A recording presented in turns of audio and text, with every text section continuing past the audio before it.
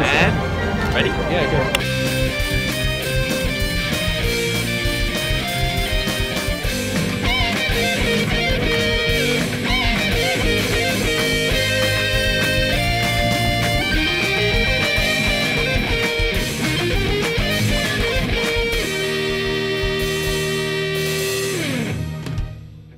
G'day, you're watching 1700. We're here at Falls Festival. I'm Mike. And I'm Bridget, and over the next hour we'll be taking you behind the scenes of one of Australia's biggest New Year's festivals. Absolutely. There are some massive artists at this year's Falls Festival. Django, Two Door Cinema Club, the Hives, Flaming Lips, Beach House. We cannot forget the fantastic Australian talent that is on show, however. We're talking ballpark music, Matt Corby, Flume and Loon Lake. What better way to end the year? Absolutely.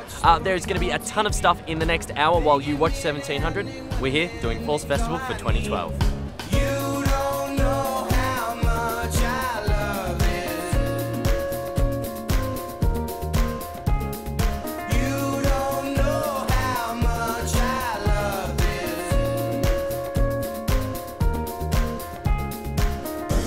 We are backstage here at Falls Festival in Lorne, and sitting next to me is Cosmo Jarvis. How are you? Good evening. Good evening. Welcome back to Australia. So it's your third time here. Yeah. How's it been? Good. I think so. Like, yeah, good. Enjoying the Scenic. Hey? Scenic. Well, are you enjoying the Australian summer? Yeah, it's really hot though. It is, isn't it? Yeah, well, I read earlier in the year you've been quoted as saying that Australia tends to get you more than the UK. So why do you think that is in terms of music? I don't know, like I haven't really spent that much time here to like do like a decent exploration of that idea, but like I don't know, from what I can tell maybe, I don't know, I really don't know. Like you have a lot more music, like you're like Triple J and stuff and playing cool stuff and like, I don't know, people are just like more, there's a lot, non-mainstream music has a bigger thing maybe. And also people's senses of humour over here are brutal, which is good. Like, and they're quite blunt. I'm not generalising, but you know what I mean? Like I don't know, I'll just stop talking. Alright, well we'll talk about your album Think Bigger, which is your third album. Did you kind of find there was more expectation or pressure with this one? Yeah. Yeah? Because the last two did alright, because I don't even know what it is that people like about it. So I don't know how I don't know. But yeah, it was more at stake. Yeah, well in comparison to the last two albums anyway, there's kind of less genre hopping I suppose. So why didn't you take that approach? Because genre hopping apparently puts off like mainstream radio listeners in general. Okay. Like, and if you don't know what music it is that you make, then how's anybody else supposed to get into what you do? And I thought that was a good thing, but yeah, I'm not allowed to rap anymore, which is fine. You're not allowed? Yeah. At all? Yeah, that's why there's no rap on the third album, and the other two there are. But that's fair enough, you know. Well, do you think taking this different approach kind of allowed you to evolve more as a musician? Have you learnt more? No, like all the songs were already written. Like it wasn't even chronological. Like none of the releases, they're all just sort of taken from the back catalogue and then put in order so that they sit on a CD well. So I didn't really learn anything. Well, last time you were here, that you said that the next album's basically ready to go, and you wrote like over 400 songs. Yeah. How do you manage to do so much songwriting? That's crazy. I did a lot of it like when I was younger, and just kind of keep doing it as much as whenever I can. Did you make any adjustments to this next album that's coming up? Have you made any changes to it since? We've been playing a lot of the songs from it, and it's good to be playing it with my band because like they kind of, I want to do it more live, so that's good. It kind of makes it a little bit more natural and makes the exploration of the riffs and stuff kind of. How do you think your fans have kind of taken to the new songs? Well, pretty much. I mean, a few people didn't like. There was this like kind of screamo thing we played the other night, which people didn't like. But a few people did, and that was cool. Yeah. But yeah, generally they seem to not hate it, which is good. Well, you're a bit of a fan of metal music, aren't you? And you do a bit of film making and directing on the side. So how did you get into that? Into the screamo side? No, look, because you've got an upcoming film, right? Oh yeah. Just there was because you have to make music videos and stuff, and the powers that be would budget a certain amount of money for a music video, and then at the end of the year, because I was making them myself for like cheaper than would otherwise be allocated, there was like 8 grand free, so I wrote the screenplay and just said, can I make it? Because I figured I had the tools to do it. Like, you don't need that many. And so that's how the first one happened, and the next one's a similar thing, except trying to maybe do it a little bit, leave a little bit less to chance, maybe. Cool. Not bad, yeah. Yeah. It's called Abound and Hope. We're shooting it in spring. That's the plan, anyway. Nice. So let's just get this straight, because you're 23, you've had 3 albums, you've wrote over 400 songs, you've toured pretty much all around the world, and you do filmmaking and directing on the side. Do you actually like sleep, or? Yeah, I don't do it like properly. Just as a hobby? No, I do it, but like I'm not like a professional or anything. I don't consider myself like the people in the industry that are professionals. You know, my work's laughable. Probably, you know, like I don't know. But do you think you would go down that as a career path later on, or are you happy just sticking with music? Probably in the future I want to make a lot more films and like act and stuff like that. But I don't know. Like, I'll always do music anyway. Like. Even if it's just like in my shed, if I have a shed one day. Like, if I've got a shed. Yeah, you know, whatever. So you're playing here tonight at Falls? Yes. Yeah, and then you're in the middle of your tour. So what's made each of these shows special? Just been in like really interesting places that like, for everyone here it's probably just really normal, but for like us lot, it's like we were on this road for so long and we wound up at this place and I don't even know where it was.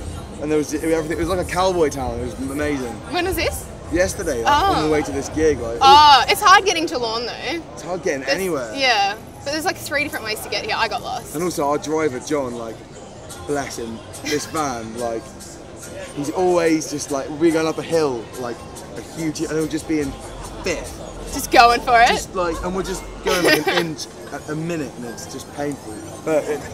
And none of us have the heart to tell him, like, to put it down a gear. Yeah, well he's trying. Just enjoy the ride. He's great though, John's great, everybody. What a boss. Well, thank you so much for joining us, Cosmo. Thank you very much for speaking to me.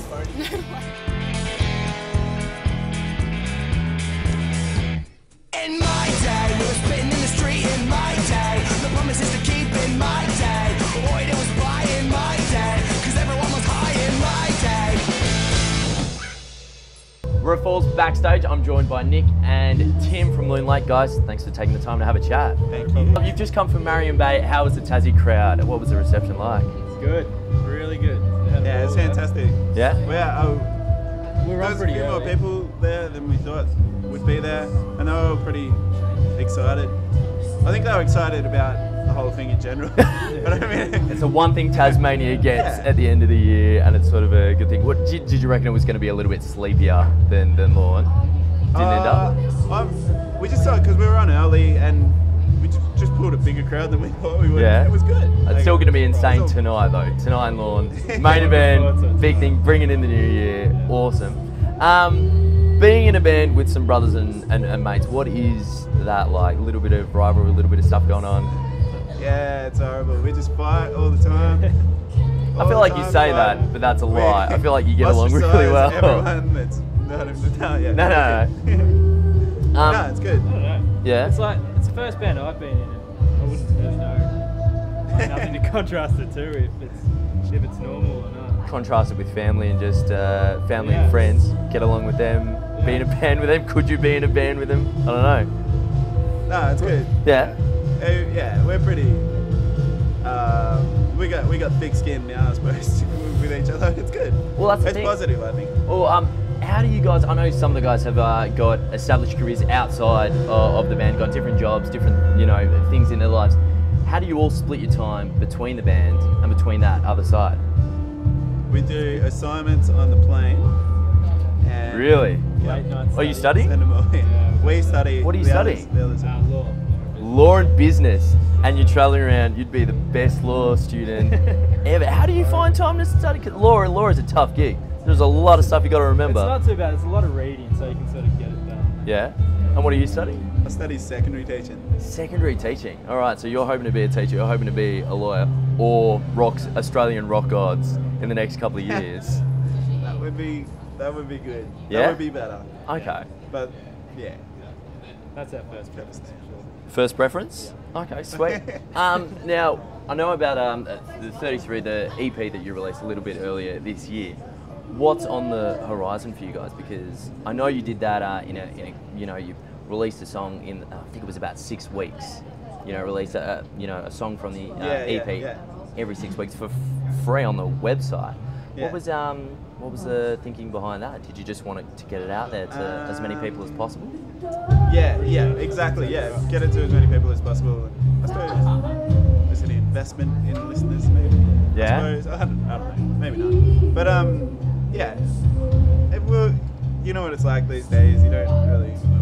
We probably wouldn't sell very many records anyway, so it's not like we're gonna make too much money. So It's not like we'll lose. and we now, would rather people Yeah. hear our stuff. So Being yeah. like young and students, you looked around at your mates and you go, when sort of this is how we listen to our music, we might as well sort of do the same thing. And it's exactly that. Like, we want to give our music to people, so yeah. We got a grant, like we got an arts grant and stuff, so it's a bit of a putting it back out there thing. So it's like a no-lose situation, I guess. Yeah. All right. So what's on the horizon? Have you got a planned new release or? Hopefully an album by the end of next year. Oh, damn. Yeah. Okay. Yeah, that's what we're working on right now. Yeah. Okay. We're writing. Can you stuff. tell us a little bit about that? There's not much to tell you, right? We've got a few songs. We've got a but few that's songs. about it. Okay. We sort of It's been. bits and pieces at the minute. There's a bit of there's a lot of different sorts of songs and sorts of styles going on. Okay. But yeah, it'll probably become more cohesive, I suppose. Yeah. Well, when it comes to writing that kind of stuff, do you all get it together and sort of jam it out, or does one person normally come in with the idea and then everybody works on it? Sort of one person comes in with an idea and then it could change completely when everyone else has a bit of a go at it. Yeah. But normally one person comes in with an idea or like a melody and a chord progression and it could go anywhere. But, Yeah. And then, we do jam stuff out in the studio and try and figure it all out. I think everyone has their influence on the song for sure. And Okay. Well, being that, how do you delegate who gets what then? I don't know. So just as people put up their hand, go, no, I'll take that bit. That sounds pretty good. That's a sweet lick. I'll take Oh, that. in terms of the guitar. 'Cause Yeah. it's like, Because there's a lot of guitar work. yeah. I don't know. Yeah. You can I think sort it's whoever someone asked to play the lick first. I think gets up there. I don't know. Yeah. I suppose sometimes it's like suited to the sound. Definitely Dan takes most of the lead bits. Yeah. Dan's good at guitar. He's good. It's an easy way to put it. Yeah. Yeah. So Dan gets it, and everybody else All sort the of just tricky takes stuff. up the rest of it, the backing. Yeah. Oh, that's absolutely gold. All right, have you guys run into Oh Mercy yet? Because they're on the Falls bill, and you're going to be straight after them, I think, at the Bleach Festival a little bit later on. Oh yeah. Oh, there's a connection you haven't made yet. We've never met Oh Mercy. I'd love to, Oh, okay, so that'll be the first time. though. Yeah. Okay, because I feel like They'd really like us. really. I think like their music. Okay, because they went in, I think, just before you came out, so I thought maybe ships passing in the night. You might be able to have a chat to them. Yeah, we haven't met them. We haven't really run into any of the bands that we've sort of met around the way. I don't know, Really? there's like Ballpark, we toured with them this year, and there's Cub Scouts, we toured with them as well. We haven't run into them, and I don't know, there's a few bands around that we haven't run into anyone, so. Damn. Okay. But we haven't spent much time here yet, anyway. I'm Okay, sure we hopefully will. we'll get a chance in the next couple of Yeah. hours to go. Is there anybody that you want to see just before your set goes on? There's I want to say Willis L. Peel. Yeah, that's after yeah. us. but That's straight after us. Yeah. I just get off stage and then just sort of hang Yeah. stage. That's gold. Yeah. All right, well, guys, thanks so much for taking the time to have a chat with us. Wish you all the best for your set, and we'll hopefully see something from you at the end of next year. Fingers crossed. Yeah, you're watching 1700 or it falls backstage.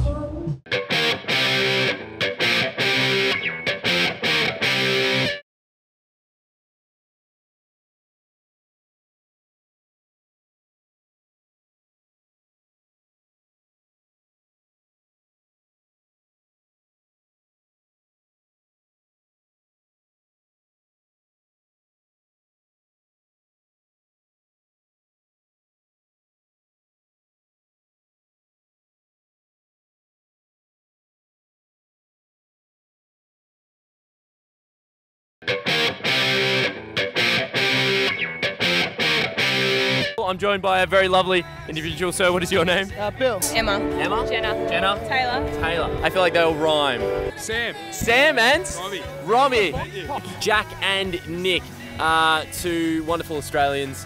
Good people. You just guess that. I've got no idea what's your name? Jono. I'd shake your hand, but you've got garbage all over it. Well, obviously your accent sort of He's gives Croatian, I'm British. We're Croatian or British, really? it. No, I can't. What do you mean complexion? You're slightly tan. Could be any sort of matter of Australian. So why did you pick Falls? Why are we spending New Year's here? Oh, you know, haven't been here before. There's some pretty good artists. It's pretty chilled out and like cool place to be. So yeah. I just came with Talia because she's sick. Yeah, we saw this guy up there. He just played levels three times in a row, and we're just like, whoa. Hey guys. Action. Oh, there you go. Well, after the second one, we thought, whoa, he's not gonna. He couldn't do it again, but he did it. He did it again. Hey guys, what are you looking forward to the most from Falls Festival? Today. Flume. Flume, Yeah, probably. Flume tonight and Subtract tonight. Subtract. Subtract. Definitely Beach House. Two Door. You guys are pretty stoked that they're bringing in the new year. 2 Door Cinema Club. Kingers and the Lizard Wizard, they smashed it. That was on a little bit earlier. Absolute Mounted Legends. Right. Talk to your neighbours. We have, mate, we have Tyler. He's from Blackburn and Ringwood. Yeah, believe it or not. Oh, you're already getting into Absolutely, mate. We just embrace the Falls experience. That's what it's all about. Have you just got the one neighbour called Tyler and that's it? Yeah, we had to sort of frequent ourselves with other neighbours. Yeah. But Tyler, we've been quite hospitable to us to date. So yeah, yeah, definitely, it's been great. You're watching 1700 and we are backstage at Falls Festival right now, and I'm joined by Alistair and Jacob from Jinja Safari. How are you guys? Good, how are you? Good. You guys just got off the stage pretty much. Pretty much. How was it? It was pretty good. We had a really fun and exciting show. The crowd was, like, it's the middle of the day, isn't it? So I think, Sounded pretty good though. yeah, I think it sounded, well, I mean, from where we were at, it sounded pretty good. Yeah. The crowd, don't know. Wasn't there. I'm sure they loved it. Now you guys actually played in 2010 at Falls, and it was kind of when you were just kicking things off. So how is it to kind of look back on that performance in comparison today and see how far you've come? Look, that actually, the 2010 gig was actually a bit of a highlight at the time. I think it was like a really exciting. It's our first. I think it was, you know, one of our first like big festival gigs, other than Splendor and stuff. That I guess was off our own back. There was no like Triple J. Sort of. We played with a lot of bands that day. Yeah. Like Jezebel, Boy and Bear, all the bands that we look up to. Yeah. In the Australian music scene. Yeah. Cool. Well, oh no, keep going. No, that's Sorry, fine. I had nothing good to say. I was feeling. Well, we'll talk about your music because obviously it is a bit African inspired. Yeah. And Marcus has a grandmother who lives in Jinja. Yeah. So, and he's been over there. Have you guys been over there yet? Or? No, but we heard plenty of stories. Yeah. I can tell you one thing, that him and his grandma didn't actually hit it off the way that you'd expect, Really? or the way the story should go. But Has she nothing heard the bad. music? Just she has. Don't know, but I'm sure she has. Yeah. Marcus is a shameless self-promoter.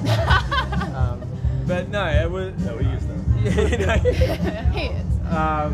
No, it was. I think that whole trip was, you know, very inspiring for him, and we like Cameron actually went to India at the same time. They were both sort of gathering samples for our new album. Another shameless self-promotion plug there. So a lot of those sounds, and you know, it might be like kids playing djembe on the street, or like kids singing, are sort of used on the album in little parts. Cool. So look forward to that. Yeah. Well, you guys use heaps of instruments. How is the process of writing a song for you guys? Is it pretty cool? I mean, we like, you know, Marcus and Cameron are the main songwriters, so they collaborate, they write a tune and bring it to us, and Jacob spends, we make it better. Yeah, like Jacob spends a lot of time working on the drums, because that's like, you know, the percussion parts are pretty much sort of like, you know, already sort of half there. So, you know, I play along to that. Jacob sort of fills in the drumming bits, and then when we get into a live setting, I guess that's when we both shine. Yeah, and it's very colourful and uplifting, your sound. But sometimes your songs can have a bit of meaning to it, like Moonchild. So how is it when you guys see your fans kind of, they get more out of it than just the need to dance and they can actually relate? Well, I think like, I mean that maybe like all of us grew up at one stage, grew up playing at church. And I mean, we've all sort of, you know, left that behind, but maybe there's a bit of something still left there, that there is sort of like a power behind music that's, you know, I think a bit bigger than like a happy smile. Like there's something that you feel in your heart. Fairies and forest. Yeah. Crap music. And like Stepping Stones is, you know, one of our favourite songs to play in the set because it's very, you know, unstructured and a bit more raw. Yeah. And I know you get to let out something a bit more than, you know, maybe a bit more meaningful than a bit of like happy smiles and airy-fairy stuff. Well, over the 2 years that you guys have been touring, you've been alongside the likes of Boy and Bear and Art vs Science, and they're kind of at the opposite ends of the genre spectrum, I suppose. So how did that go with aiding in your musical progression, because they're so different? Well, that was our first tour that we did as a band, Art vs Science. No choice. We didn't have a choice. But, yeah, that was our first tour, so we didn't know what to expect, and it was a good learning curve, seeing what that kind of band does on tour. We won't say any more than that, but... Well, yeah, I think like Art vs Science, like, man, they put on such a fantastic show, like high energy, the whole, in a different way to us. Like everyone's sitting there doing that the whole show, and which is amazing. Right? Yeah, like amazing, like so cool. Yeah. And Boy and Bear. So I guess like we learned. I mean, I guess in that part how to, you know, put on a consistently good show, and with Boy and Bear, we probably learnt a little bit on how to sing better. Yeah. How to, you know, be better musicians. Yeah. Sort of think about that a bit more, because it's really hard getting up in front of a Boy and Bear crowd and and just start playing really loud and trying to impress someone that's usually asleep. Yeah. Well, you would have woke them up. Well, let's talk about the plans for the album. How's it all going? It's finished. It's done. It's done. No, Happy with I think there's like mixing to be done. But generally speaking, it's like the tracks are there. I guess we have to decide on final track listing, and all those little things, but other than that, it's pretty much close to being finished. Nice. And finally, I just wanted to quickly ask, I saw the music video for Forest Eyes, and I'm really interested in the whole concept of ugly people dancing, or is it just ugly dancing? Well, I like ugly people dancing. Yeah, like, man, ugly people dancing. It's just ugly dancing though? So how did that come about? It was like, it was a stupid sort of a stigma joke that we've left in the past. Yeah, we've tried to leave it behind in a way, because it's not the idea behind it's great, but it's sort of become a bit. I don't know how to say it properly.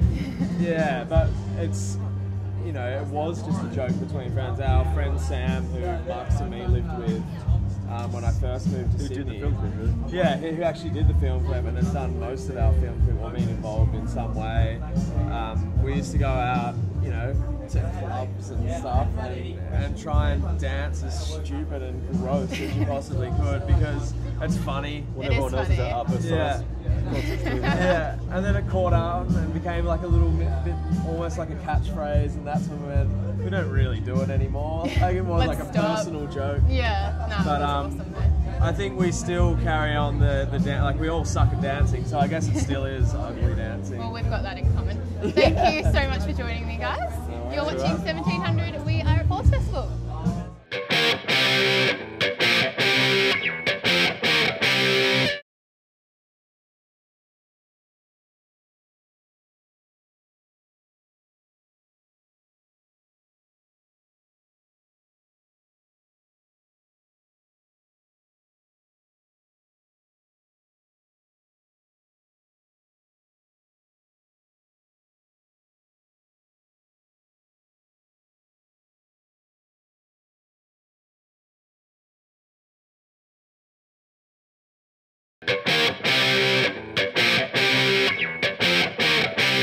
We are backstage at Falls, and joining me right now is Sharon Van Etten. Hello, how are you? I'm good, how are you? Good, welcome to Australia. Now, it's your first time here, so how's it been so far?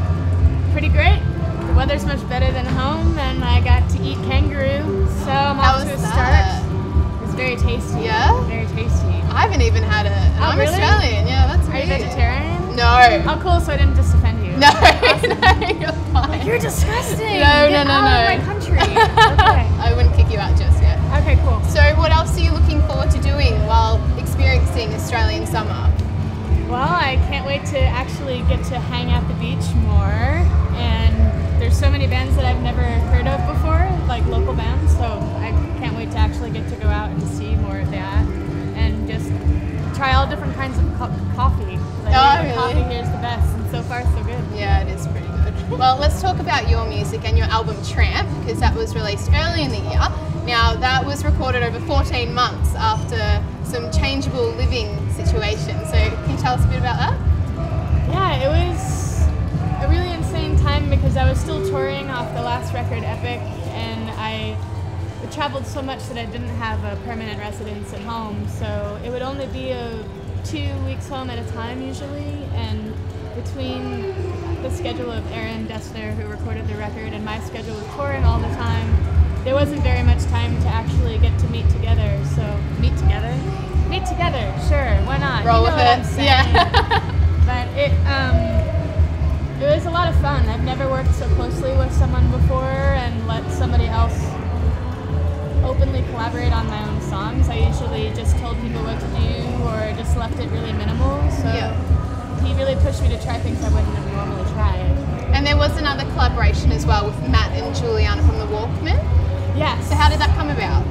So with all the guests on the record, it was really Aaron and I pulling together our friends that we've always wanted to work with. Yeah. But because schedule is so limited with musicians touring all the time and finding out who's actually in town, because it was over the course of such a long time, there was a lot more flexibility with people's schedules. So there is one song, the song Serpents. The original version was just guitar and vocal, and Aaron wanted to know what kind of a drum beat that I was looking for, so I brought the song home, and with my fingers, I was making up a simple drum beat just so he could get the vibe of it. But then I realized I was ripping off the National and the idea that I had with it, and I brought it to Aaron saying, I know this is kind of like a National beat, but he started laughing, saying, that's funny because it's a beat we ripped off from the Walkmen. And that's when he got the idea of calling Matt to see if he wanted to collaborate with us on some songs. And we were going to Philly anyway to use the Minor Street studio where I recorded my last record, because they have a really big room for like a big drum sound. So that's where Matt lives. It's a whole chain reaction of how it all fell into place. It was meant to be. Yeah, everything was meant to be. Yeah. And with Juliana, we had done a tour together in January of last year, and we had such an amazing time with her. She's a really wonderful person to travel with, and her set was so complimentary to ours, and her voice was just so angelic that there were certain things on the record, parts of the songs that I knew just needed that beautiful cloud that she creates in her music, and she happened to be around when I was actually able to do vocals one day, and I'm really lucky to have her on it. Yeah, totally. So the album, I mean, it is a reflection of some of the personal challenges that you've faced, and obviously you've done so much touring this year. So did you ever find it hard to play some of the songs? It's always very emotional to play those songs because they all come out of, catharsis. When I'm going through something really hard, but because it's something for me that really helps, it's therapeutic for me, even though they're emotional to sing. Sometimes it's still, by the end of the song, it's healing. If I'm going through like a tough time that day, sometimes you can hear my voice shaking just because it is that emotional. And I think I've cried maybe once or twice this year while playing those songs. But by the end of the song, it still always feels like a release. And how do you feel when people can actually use your words that you've wrote yourself? They use them as a own coping mechanism for themselves. Well, that makes me feel like my songs are not so selfish, I don't think I would share the songs if I didn't think other people could hopefully walk away with feeling better themselves and to have the feeling of not being alone. And so hearing that makes me feel like what I'm doing is worth it and not just for me. Absolutely. Well, there's already been a bit of planning about the next album, which I hear is meant to be the opposite of Tramp. So what have you got planned? Well, this last year, this is the first time this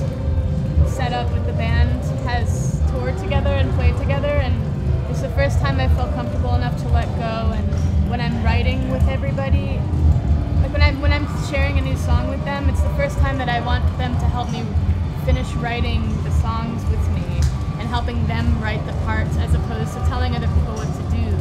So I'm hoping that by the time we actually have time off next year, that I can bring them ideas and we can work them out together before we go into the studio. So it's a more band record, band-oriented record, as opposed to, you know, a collection of random friends, which was an amazing experience for me this last time, but I feel like I want to try something new in every record, because otherwise I'm just going to write the same record and I don't want to do that. Yeah, absolutely. And you also just said as well, a collection of friends, which I wanted to ask you about, because you've said that you refer to your own record collection like the friends you visit. So who would be your best friends in that sense? As far as the records I've been listening to? Well, Lower Dens has been on constant rotation for me this year. And then a newer record that I've been listening to a lot is Angel Olsen from Chicago. She wrote a really, really beautiful record called Halfway Home that I highly recommend. I've also been listening to the Rodriguez record, which is really beautiful, from the Searching for Sugar Man documentary that came out. I searched out his records and they're really, really beautiful and spiritualized. Had a really amazing record this year, and The Antlers, of course, I've been listening to always. Got a few little buddies there. There's so many. There's so many that I've been obsessed with this year. Lovely. Well, thank you very much for joining us. It was great to chat to you. Well, thank you for talking to me. Have fun next year with Nick Cave. Oh my God, yeah, I can't believe it. I'm trying not to pee my pants. And just be cool. He's a hero. I'll never be cool, and I'll admit that to all of you. I'll never be cool, but I'm excited to get to tour with Nick Cave in the bad seat. So you should be. Yeah. Thank you so much. Closing on my black eye, feel safe at times. I'm here with Nick, Chris and Matt from the Hives. Guys, it's a pleasure to have you back in Australia. How you going? Very good, thanks. It's a pleasure to be back. Yeah, it's very much so. Yeah, you've been down to Torquay. You've enjoyed a little bit of the beach and the sun recently. You've got a show on tonight. You're very excited about that. There's a lot of young people in the crowd tonight. Is there anything that you do for first-time Hives goers? Anything special that you do if you realise that the people in the audience are brand new to the Hives? I think we treat every show as sort of a first show, really. Yeah. First or last show, even. Like it's supposed to be a burning the candle in both ends, basically. It's supposed to be everything's supposed to blow up at once. Yeah. And that's very much like your first show, or it could possibly even be your last. Okay, fantastic. That's how you're supposed to treat it, and people usually sort of get off on that. So you're pretty excited about tonight's show. That's coming up a little bit later on, and we're very excited about that, to have you here. You've had a new album come out last June. What have you been up to since then? Pretty much touring. We started touring in May, and we haven't stopped. Wow. I mean, a few weeks off here and there, but I think we started April, or possibly even March, actually. We started with the secret shows in Stockholm in March, and then we've done April. Before the album even came out, you said. Yeah. Oh, wow. We played Coachella and stuff in the US around like April and stuff, and then we've done basically US touring and European touring and festivals. I actually meant March. Yeah. I said the wrong month. I'm very sorry. Oh, that's all right. I think we'll be able to edit that out. But that's basically been all of it. It's basically been all touring, kind of. We had a couple of days off now over Christmas, and we've had a day off here and there. But it's been all touring, kind of. Okay. It seems to be a bit of a pattern. You release an album and then go touring for great lengths of time. How do you manage to balance writing and touring? Are you able to do anything on the road? We don't. Like, it's... that's the reason why it takes us kind of a long time in between records, because we usually go on tour for like at least 2 or 3 years after a record, and then maybe it takes us a year and a half, or 2 years to make a record. Okay. So we don't really do both. Okay. Well, it's a long time on the road. I know some of you have families. I think, Matt, you've got 2 kids, both pretty young. Some of you also have kids that are pretty young. What is it like for, I guess, looking at your kids, watching as they discover new music? Are they getting into the Hives? Are they getting into the Ramones? I mean, is it exciting watching them discover new music? Yeah, I mean, like all good music basically appeals to 3-year-olds as much as it does to the you know, the sort of 33-year-old mind, or the 13-year-old mind, or the 23-year-old mind, or even the 83-year-old mind. Whenever we did shows before, we always used to have like kids from, you know, say, you know, 13 up to, you know, people who are, you know, in their, you know, record collecting, you know, 60s plus. You know? So it's yeah. I mean, so kids, all our kids, I think, are getting into, you know, they really love the Hives, and they really love, you know, good music. They you know, they have their own, you know, they listen to their own, you know, kids records and stuff, you know, children's music, and they listen to sort of find their own bands and stuff. But they've always been really into the Hives. They think it's they seem to have good taste. Would you ever consider taking them along with you to a tour or a festival and letting them loose? They've been at a lot of tours. Really? Yeah, they've been to Australia. We've had a bunch of kids over for US tours and all over the world. Yeah, we bring them along. How do you control them? Don't they sort of run wild and go and visit different stages and yell at other musicians? Very well behaved. Oh, okay. There's a message for your kids out there if they're watching this one. With the album, the single "Go Right Ahead," I think you guys were describing it as a mash of glam metal meets punk. At least your version of that. Is there any genres, other genres that you would consider tackling in some new songs or new releases? We do tackle all kind of genres, but it sort of ends up sounding very much like the Hives anyway. I mean, you could have inspiration coming from, you know, country music, yeah, basically like bluegrass music, or like country music, or you know, like jazz music, or but it always, like, because we always used to borrow from all kinds of music, like hip hop music and stuff. But it always, whenever we play it, it sounds like rock and roll. Okay. Well, guys, thank you so much for taking the time to have a chat with us. We're at 1700 at Falls Festival for 2012.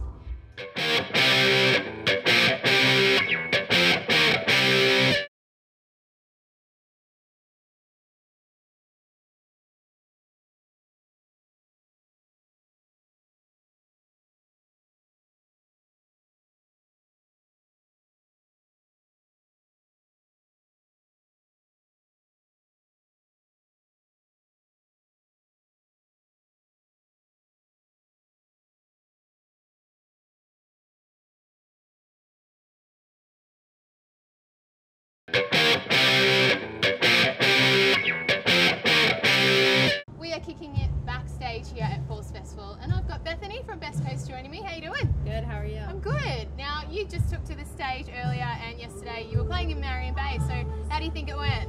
It was good. This is a really fun festival. It's beautiful. Enjoying the experience of Falls? Yes, very much so. Now, you also said up on the stage that this was the first time that you could play tracks from the second album, because last time you were here you didn't really want to do that. So do you think they received the songs well? Yeah, it seemed like everyone kind of knew what was going on. When we were here last time, we were recording our record, and so we didn't want to give any spoilers and have them be put on the internet. And you know, people always make bad videos on their iPhones and stuff. Just doesn't sound good. Yeah. So we wanted to kind of save it for when the record was done. But when I would say the new names, you know, the names of new songs, it seemed like people knew what was going on. So that's always good. That is good. We'll talk about the second album, The Only Place, now. It was a bit of a shift from Crazy for you, and a bit of a personal record for you as well. So I believe it was a result of a newfound emotional maturity. So what triggered that? Being on tour was really like, we were on tour for almost 2.5 years with very few breaks.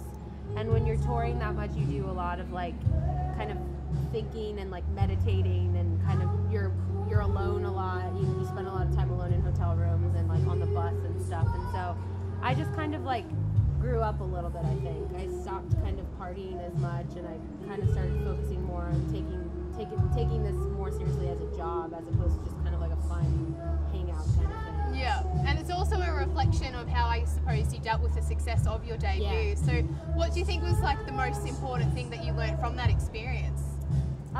Probably just to not take what everyone says so literally. Like, it was when we first became successful, you know, it was hard to read criticism of myself and of the music, and obviously being the sole songwriter, like, you take it very to heart. But I think that I've learned now, like, everybody's entitled to their opinion, and you just kind of have to go with the flow and not let it bother you. Absolutely. And I was really surprised to read that you used to be quite self-conscious of your voice. Yeah. Yeah, so I guess after that, this album's out now and touring all the songs, have you kind of overcome that? Definitely. Like, once you've toured and played the same songs, like, hundreds of times, you just kind of get...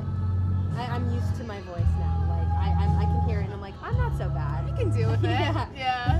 And let's just wind things back for a minute, because I believe that you took... Well, you were going to pursue the pop princess road before Best Coast? Yeah, when I was a teenager, I had like a solo project that I did. I was offered like major record label deals, and I didn't really want to do it. I wanted to just be a teenager and have fun with my friends. Yeah. So. Where do you think you'd be now if you went down that road? I have no idea. I don't know where I would be if I wasn't doing this. I think about that all the time. I'm just like, if I wasn't playing music, I would probably be in a ditch somewhere. In a ditch? I'm glad you're here. Jeez. So it is New Year's Eve today, and just reflecting on the year that it has been, you did have a goal that you kind of wanted to be seen as more than something than a cat-loving girl. Do you think you've shared that image? I think so, yeah. I think I've like matured a little bit. I think people take me a little bit more seriously. Like, I'm a goofy, like, kind of girl next door kind of person. I say dumb things and make dumb jokes, but I think that I've kind of like held back a little bit on that whole kind of persona that I had in the beginning, and I've kind of started to take things a little bit more seriously. You still love cats, yeah? I do love cats. Me too. Yeah, good. And do you have a New Year's resolution in terms of your music? I would love to do an EP or another record this year. Probably an EP, just because a record takes a really long time to do, and I don't know how much time we have to do that, but I would love to just put out some new material this year and let people hear kind of like the maturity and how things have evolved since even the second record, so we'll see. Cool. You're also playing a few shows once you leave here at Falls, so do you have any downtime? What are you going to do whilst you're experiencing Aussie summer? We don't really have too much downtime, which sucks because we're kind of traveling, and then like we fly every day and then we end up somewhere, but we do have tomorrow off in Melbourne, which will be cool, but nothing will be open because it's New Year's Day. Yeah. But I'm hoping to like exercise in the gym and do some swimming and stuff. On New Year's Day? Yeah. Wow. Gotta work off all the partying. Yeah. Nice. Well, thank you so much for joining us. Thank you. You're watching 1700. We're backstage at Falls.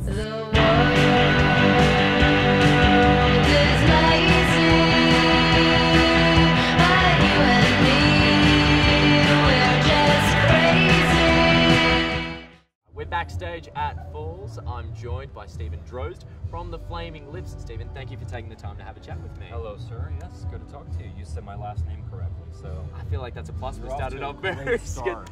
I'll accept it even if it's like Draws or Draws, but you said it right. So thank you very much. I wanted to start off. It seems like a contentious topic that we're going to start off with: the power of a gimmick and whether everybody has a gimmick.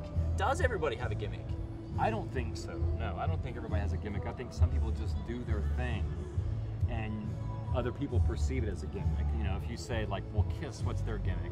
Obviously, we know what Kiss's gimmicks are. You know, but if you were to say someone like I said before, Gordon Lightfoot, who's like a Canadian singer-songwriter from the '70s, he doesn't have a gimmick. But Wayne and I, Wayne from the Flaming Lips, we argue all the time that Wayne says that everybody has a gimmick. Okay.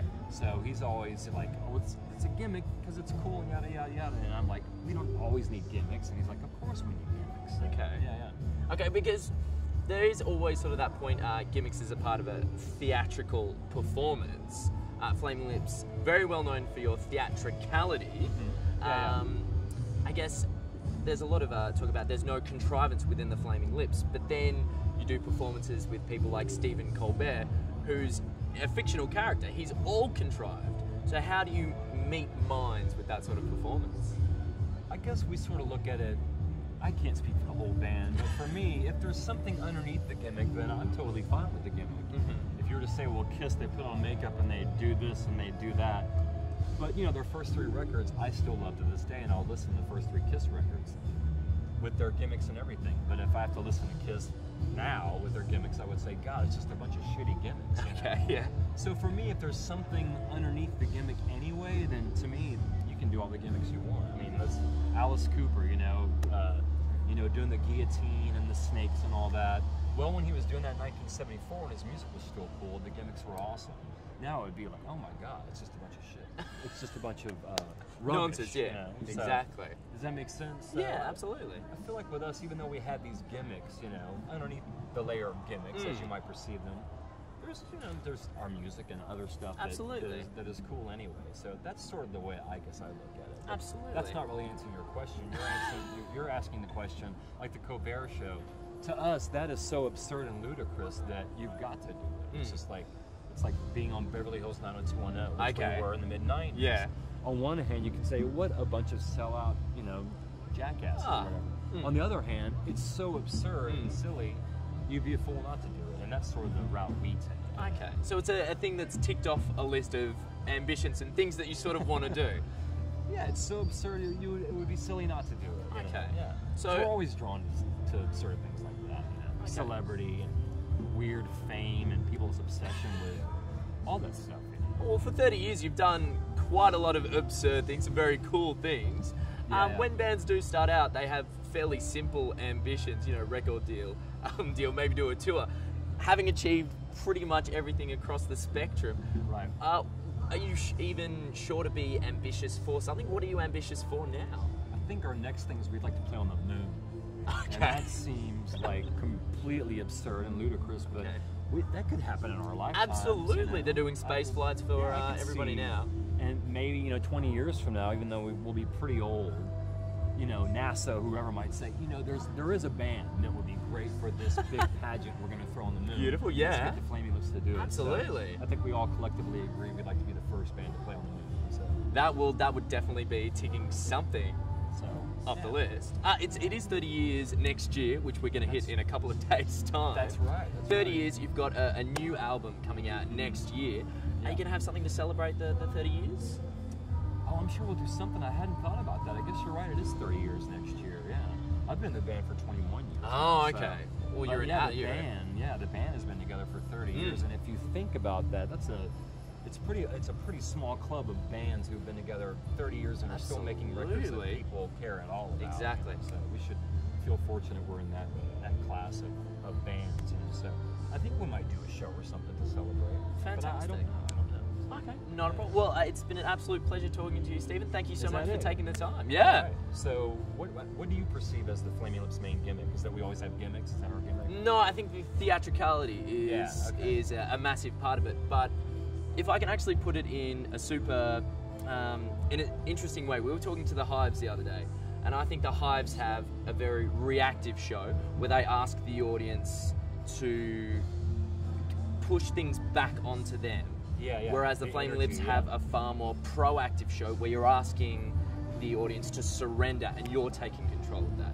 So I think in terms of the two bands, I mean, you've been around for 21 years. The Hives have been around for 20 years. I see what you're saying. You're both in a very elite club of bands that have been around for that long time. Yeah. But the theatricality and the gimmicks, it's a terrible word to use, but it might be apt in some situations. Those are the two ways. Okay. Does that make definitely sense? confrontational. That's kind of their gimmick. So. Exactly. All right. Well, now we figured it out. Beautiful. So, and I feel better about it. So thank you. Okay, no worries. Thank you very much, Stephen. Appreciate it. All right. Good to talk to you. No worries. You're watching 1700. We're at Falls Backstage. All right. Bye-bye. And that is it. Another year of Falls Festival done and dusted. And what a couple of days it has been. My highlights include playing frisbee with our neighbours, making a lot of friends. Oh, great way to make friends, but not as good as that random girl who broke into our tent this morning and slept next to me. Oh, thank you for watching 1700 at the Falls Music and Arts Festival. Someday I'll buy you flowers. Someday I'll buy you bees. I've been walking for hours, can't seem to feel my feet. And didn't want a leg to snap, so spent 6 months in a cast, just to be safe.